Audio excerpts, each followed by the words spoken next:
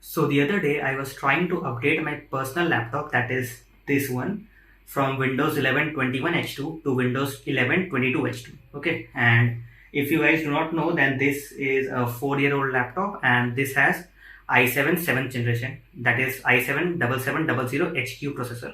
And as you guys know, 7th generation processors are not supported by Windows 11. So naturally, I was facing issues in installing. Okay, so I found out a way to mitigate this issue, and this video is all about that. Okay, and by the way, this was an unplanned video which cropped up suddenly when I wanted to install the latest Windows 11 version.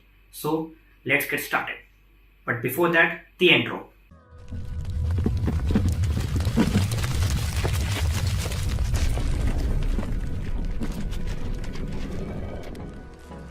So here you can see this command cmd file, and basically I got this code from GitHub. So I am not taking the credit of creating this code. Okay, and you can simply download this file by clicking on the link given in the description of this video. Okay, so this has this code over here, and here you can see it in VS Code. So you basically have to copy that code in a text file, then go to save as and save it.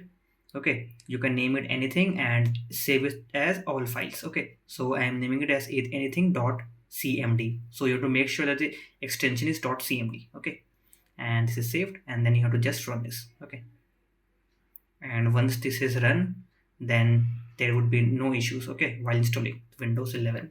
So I have run that file, and now see, I'm double clicking on the Windows 11 ISO.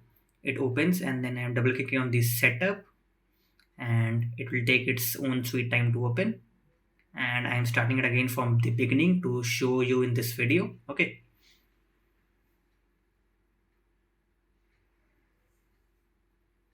so here the setup is preparing, and here you can see I am ready to install Windows, and I didn't get anything like any error that my PC is not supported. Okay,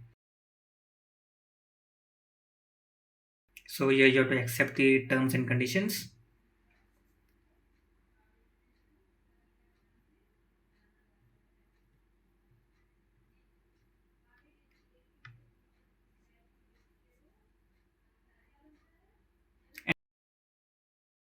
And by the way, let me show you that I am on a 7th generation i7 processor. Here you can see in the task manager that this is the 7th generation processor, which is currently not supported by Windows 11, but still I am running this system on Windows 11, and I'm even updating it to 22H2.